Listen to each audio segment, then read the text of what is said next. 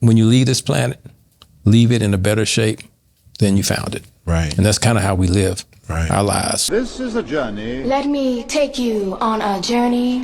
There will still be The journey. The journey. new sheriff in town, and his name is The journey. Journey. This thing is bigger than Nino Brown. This is The journey. The journey. What is it that moved you? The journey. The journey. The journey.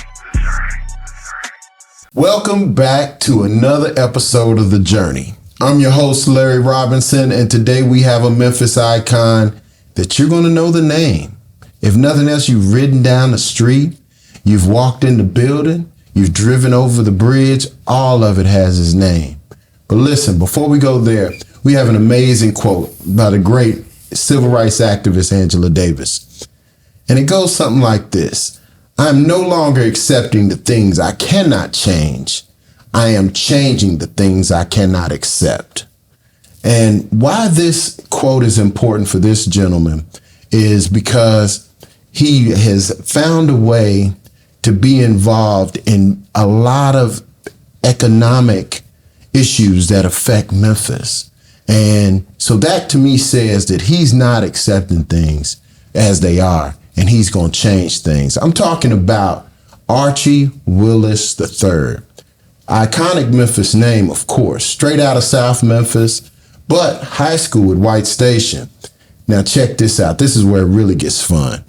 Went to school all the way on the left coast at USC. That's University of Southern California for some of you folks. And then came all the way back to the right coast to go to business school at University of North Carolina, Chapel Hill. Committed father of 3 and been married for over 36 years. Listen, he's an icon just on that alone.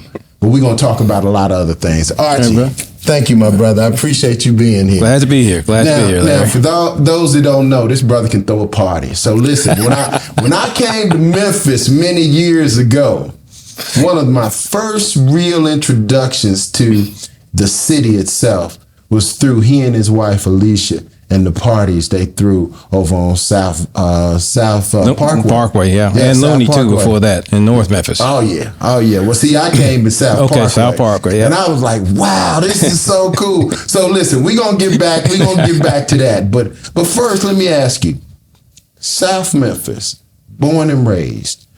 Tell me about the household you were raised in.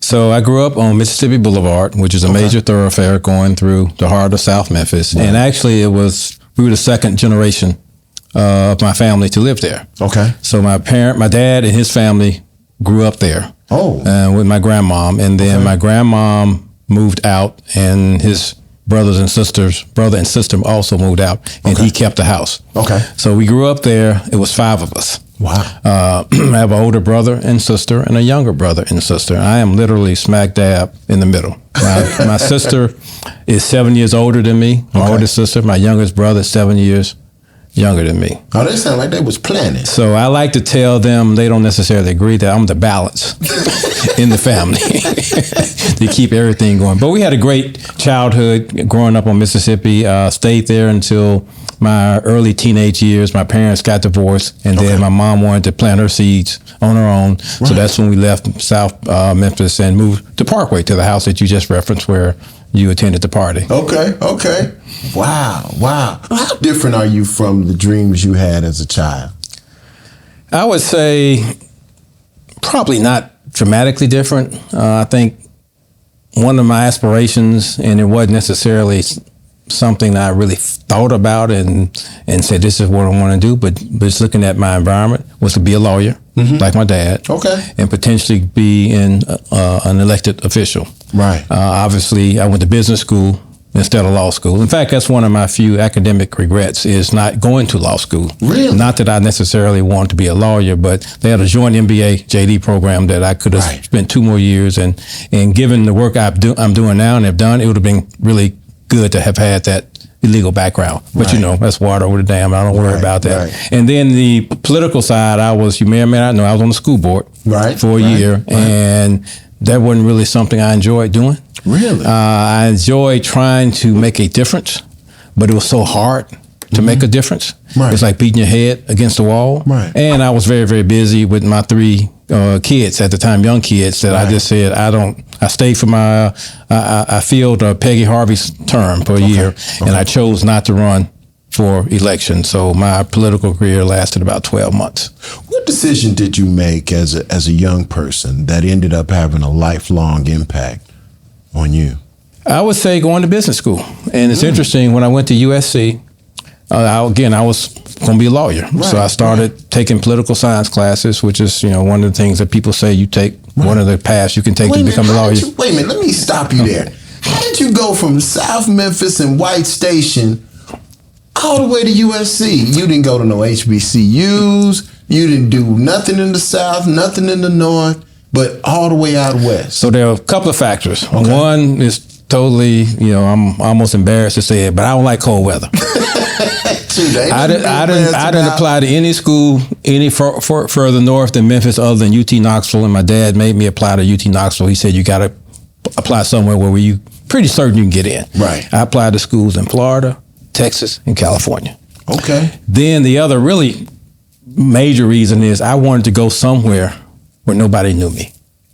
Growing up, as you pointed out, with a family name like I had, everywhere you go, people know your parents, mom and dad. Right. You A.W. son, you Ann's son, and there's certain expectations about that. Right. And generally it was positive. Right. But I said, you know what? I really like to go to a place where nobody knew who I was or my background, just to see for myself what I can do. Right. And my sister Rosalind was actually at UC Berkeley in graduate school at the time. Wow. I did apply to UC Berkeley, which is further north, but I just applied because she was there. Right. And got accepted at USC. And of course, the other part that you don't really pat yourself on the back for, the football team was a good football team. So, you've been watching those guys on TV. So that was part of it. But really just going to a good academic university in a warm climate away from home where literally nobody on that campus knew me before I got there. Did you know you were coming back? Kind of, sort of.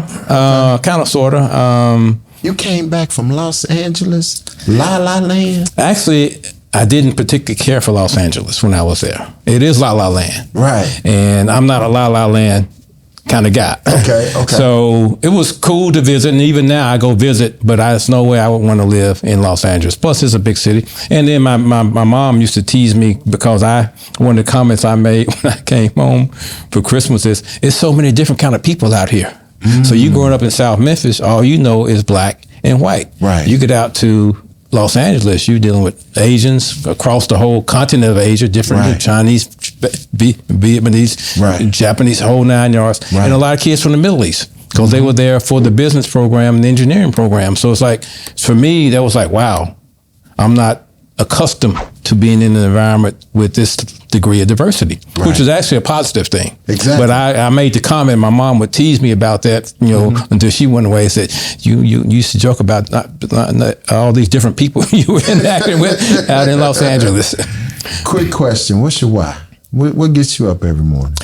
Well, I got 3 kids. Right. And I've tried to be a good father and still continue to be a good father. All 3 of them are in town now, live here.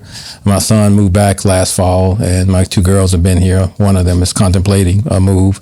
So being there for them, and then the work I do. Right. I mean, I'm at the point in my career where I could retire. Right. But the things I want to do, some things I want to accomplish. So I get up in the morning trying to make a difference in these black communities. We're doing a lot of work in South Memphis now. Right.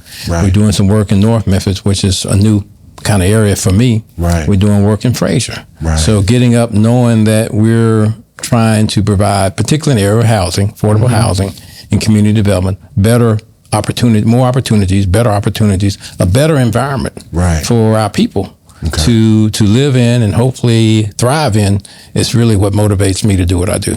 Last question of the segment. Being that you come from a civil rights iconic family, when did you know you was a black man? Hold on real quick. Listen, we're going to come right back on the journey where Brother Willis is going to tell us when he realized he was a brother. Stay right there. This is The Journey on the Kazukian Network. This is a journey. Let me take you on a journey. Success in life is not a straight line. There are twists and turns in everyone's life, and the more you know about their story, the more you'll understand the process. Kazuki Media Group proudly presents The Journey, a show that features successful black men in Memphis telling their stories of their lives and the ups and downs they've encountered on their ultimate road to success. We believe The Journey will encourage young men and help them see that life is a journey. Watch The Journey, hosted by me, Larry Robinson. Brought to you by the Kazuki Media Group in partnership with the Delta Boulé.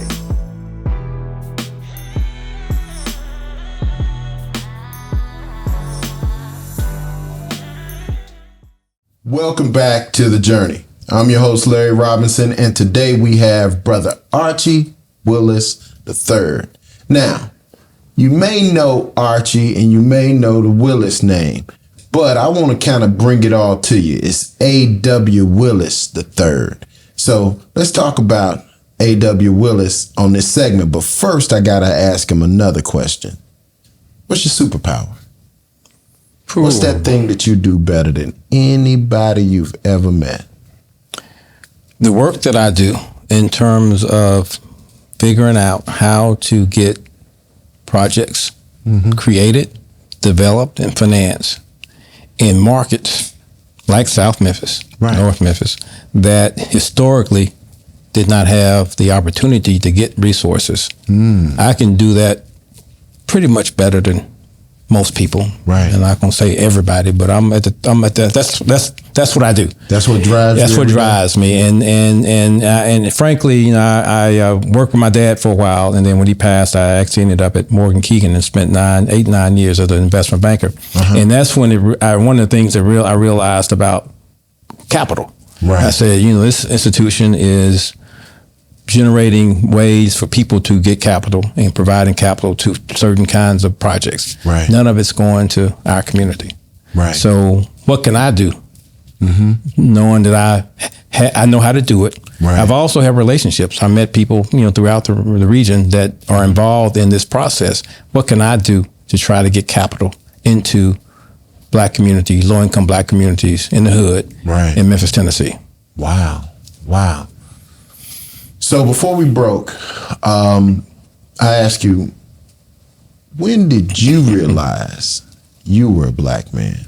And I want to table that a little bit with the fact that, given some context, in that you were in this iconic civil rights household, father known near and far, A.W. Willis. I mean, the brother got bridges, streets, all kind of stuff named after. When did you actually know, when you looked in the mirror and said, dang, I'm a brother? So it's interesting you asked that question, and that added that context. So from the moment I could understand what being black was, I knew I was black. Really? From day one. It was never growing up in that environment, you were introduced to that. My older brother was one of the 13 first graders that integrated the Memphis City Schools in 1961. He was 5 years old. I was 3. Wow. I saw him go to school with a police escort at 3 years old. So from the very beginning, we knew we were black. How does that impact a kid, though? I've thought about it a lot, and obviously time is going on and your memory starts to fade. But one thing I can still remember, the way our house was set up in South Memphis, I could look out this big kind of porch window, picture window, and the police cars would come up in front of the house. My mom, we had an alley in the back, driveway in the back. She would drive around. They would escort him to school. And I did wonder, why does my brother need to have a police escort to go to school? I followed him there 2 years later. So I got, obviously, some of that. He had cleared the deck for the most part, and the schools have become a lot more accepting of black kids by the time I was there. So I didn't go through nearly what he went through. But it certainly has an impact on how you view the world, how you view society, and how society treats black people. And that's still something that is firmly implanted in my psychic today. I can't even imagine, man. So your older brother had to have a police escort to go to school. First grade. That's crazy. First grade, 5 years old. Man. So I got to back that question up with, what was the absolute worst day of your life? I wouldn't say I had a single worst day, but I would say a set of days or events was when my dad died. Okay. And because pretty much our life financial support was tied to working with him and his business. Right. And one of the things that we had not done, which a lot of black businesses didn't know how to do, was to have any kind of succession or transition. Right. So essentially, the business died with him.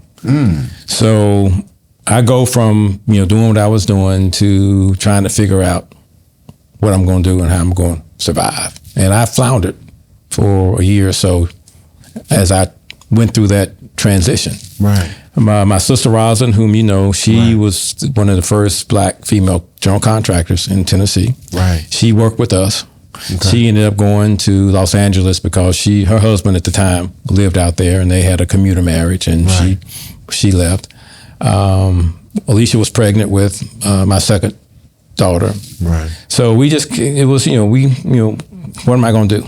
I mean, I'd only worked full time for my dad. Right. So I started looking at trying to do some things on my own, and I just was not prepared financially, mentally, emotionally to do those kinds of things. Right. And I didn't have the support system around me because the support system pretty much evaporated when my father passed. So that whole series of events over several months was probably the worst, part of my life in terms of my where I am today.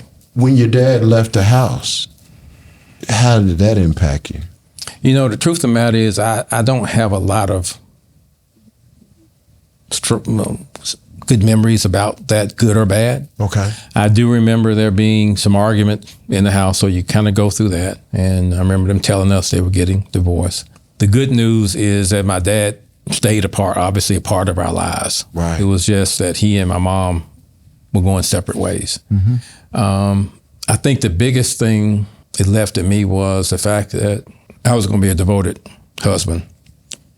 And not that he wasn't per se, but I was. Right. And that was probably the biggest thing that to kind of push me forward in terms of how I was going to move forward with my life. I don't remember all of the trauma that went around the actual divorce and him moving out. And like I said earlier, my mom decided she needed to move on because we did grow up in a second generation house. So she had to get out of that house for her whole, well-being and mental well-being. And that's when we moved on to Parkway.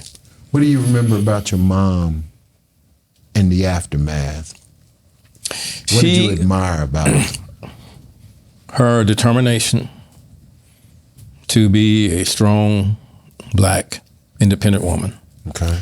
Now, obviously, for a lot of my life, her only work was in the house. She did not have an outside job, so she obviously had to go to work, and she did. Had a number of opportunities in different institutions, mainly in the nonprofit space.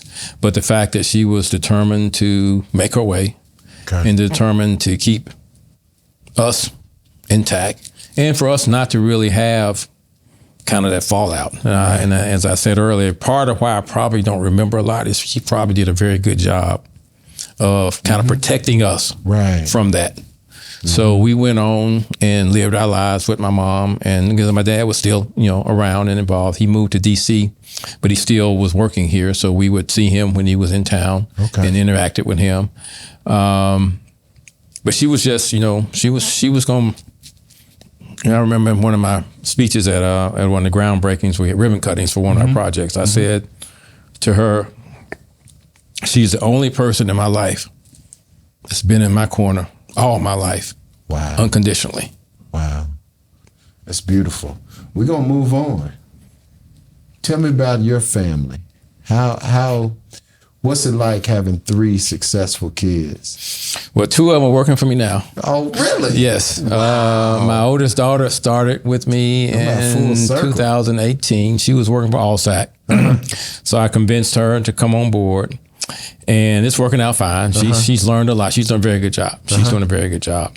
And my son moved back here in last fall. He was working with a trucking logistics company, and it was not a total startup, but it was a company that was trying to go public and break into the marketplace. And he survived a couple of rounds of layoffs because they weren't making any money. Right. And then he said, I'm coming home. What can I do? I said, well, you can always come do some work for us, because the other thing that happened, my partner Pam, I don't know if you knew Pam, she retired, and my office manager, administrative assistant also retired at the end of last year. So we needed a body. Right. We needed a body. I said, Alan, come on. There's some things you can do, and then if you like it, Right. But if not, you can plan your next move. So, but they're doing well. And my other daughter, Ainsley, she works for St. Mary's. She's in marketing communication. She's actually about to get married in October. Wow. Alex got married October in 2020. We had a pandemic wedding. So they're doing fine. People always ask me, what's it like working with your family? And I tell them, for me, it's a piece of cake, because I grew up in that environment. So I grew up working for my dad, my uncle, my aunt, my sister, my brother. For them, you need to ask them. They probably got a different answer for the one I got. But for me, it's fine, and they're doing a good job. I'm trying to figure out, and I need them to help me figure out kind of what we're going to do. Right. Are we going to keep this going, or do you guys want to do something differently and then use the foundation that we will leave as a platform for anything you want to do in the future? That sounds like a succession plan. Yes, it's a succession plan. They may or may not do ComCap, and I've told them, that's your choice. Right. But you'll have a foundation. If I don't, that's one thing I did learn from my dad's situation is, it's no reason why I know better. Right. There's no reason why I should not plan for whatever I've been able to generate, whatever good fortune I had, to make sure it's there in place for them to take advantage of, and for their kids, my grandkids, when I have some, to take advantage of. So it's going to be a succession plan of some sort. Right. Now, whether it's a continuation of ComCap is really going to be up to them. Archie, outside of the family members, who was some of your heroes? Who's somebody that you looked at and said, man, that's the North Star for me? So growing up with the civil rights, I grew up with all most of the civil rights icons in Memphis. Maxine Smith, Vasco Smith, Jesse Turner, his wife Allegra Turner, Russell Sugarman, Judge Lockhart. So I kind of looked up to all those guys because they were fighting the fight. Really? They were fighting the fight. And I think back and say, wow, even look at my dad and my mom, how in the heck did you all raise 5 kids? And we were considered middle income. Right. And you were doing all those things you did in the environment that you had to do it in.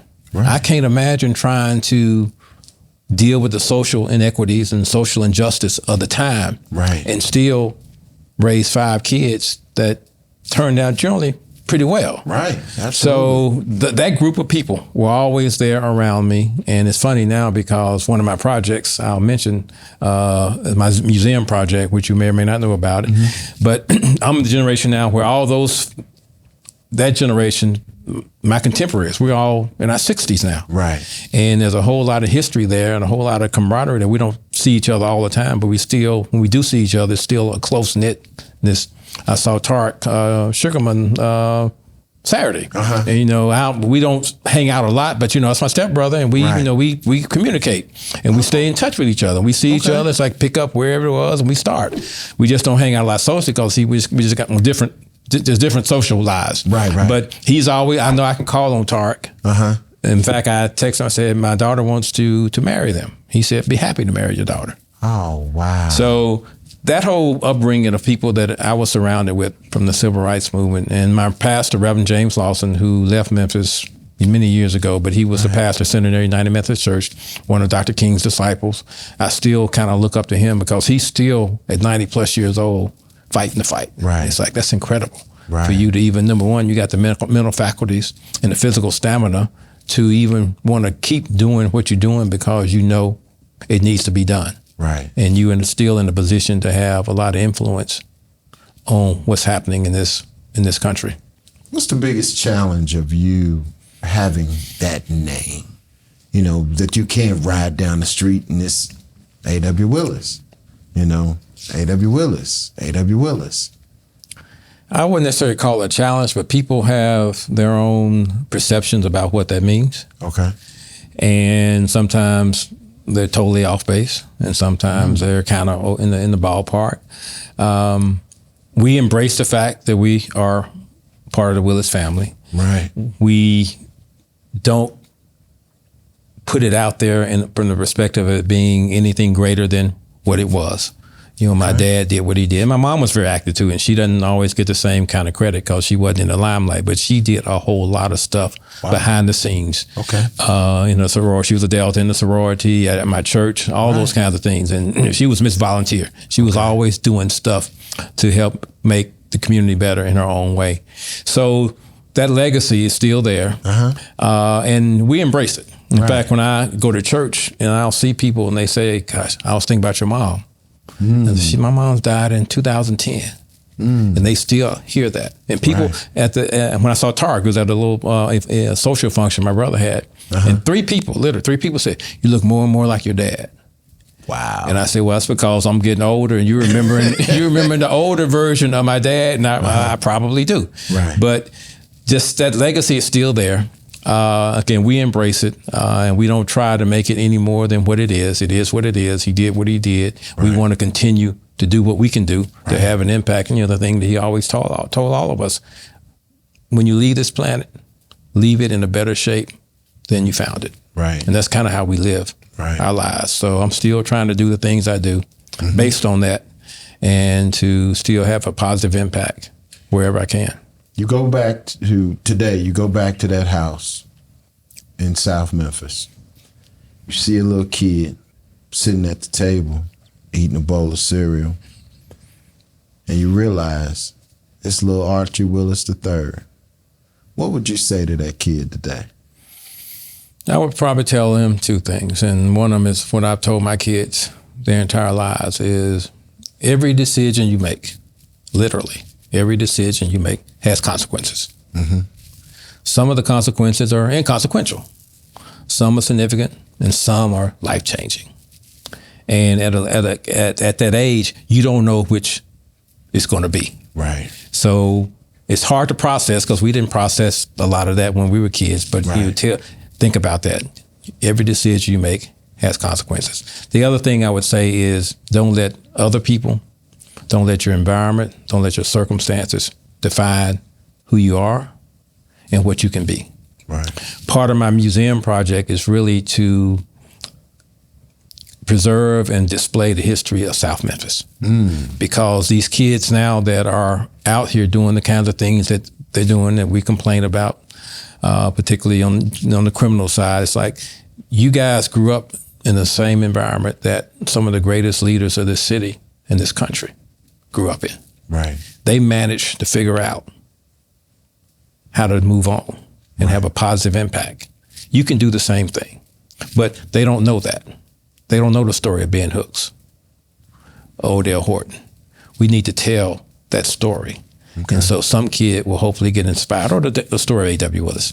Right. I typically don't mention that because just how we roll. I got you. But they need to know these stories. They need to know that these folks, Maxine, they all came out of South Memphis. They all came out of that same environment, and they rose to be great leaders in many fields beyond civil rights. And that kid that you just talked about can do the same thing. Now, obviously, we got to support him. He's got to have the right support system around him, and that's a challenge. That's a challenge for that kid because he can't do it totally by himself.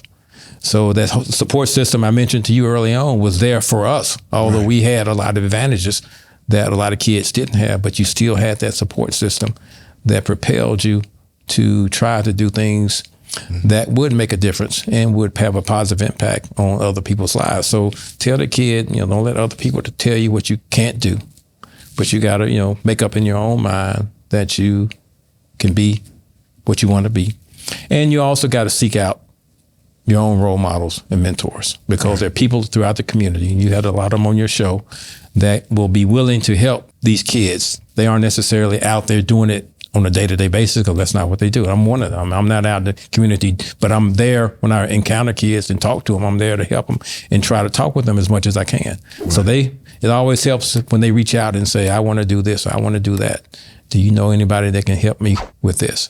Well, we're going to bring you back to one of these schools. Okay, man, but I'm happy to do it. I'm happy to do it. That's not a problem. Fantastic. I just kind of live my life, and pretty low key, as you know, right, and do what I do on the work. Go to work. Do what I do at the home front. I play a little tennis every now and then. Try to anyway, I should say. But I'm always willing to try to do something like that, and so just let me know. Well, I know you said a lot of the things that I'm sure you're going to say, but if you had to leave the youth that are watching this, whether young men, young ladies, whoever's watching this moment, if you had to leave them with something, and I'd like you to say it right there in that camera, what would you leave them with? I would leave them with the fact that, similar to what I just said, your life circumstances today should not determine what you can do tomorrow. But you got to put forth your own effort and put your own energy into your own pursuits, determine what your passions are, and pursue those passions. But don't let your current situation, your current circumstances today limit you, define you, and tell you what you cannot be or become. I am no longer accepting the things I cannot change. I am changing the things I cannot accept. That is what this has been all about. From Angela Davis, I'm Larry Robinson, to the great Archie Willis. Thank you. Sure. Thank you. Sharing your journey, my brother. Glad to do it. I appreciate it. Glad to do it. Listen, I told you we're going to keep bringing these Memphis icons to you.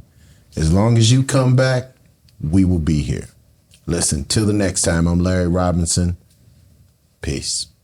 Thank you to our partners, the Delta Boulé. To hear more incredible stories like this, be sure to download the Kazukian app from the App Store or Google Play. Or check out the Journey Memphis podcast on all your major podcast providers. Also, check us out on the Kazukian Network.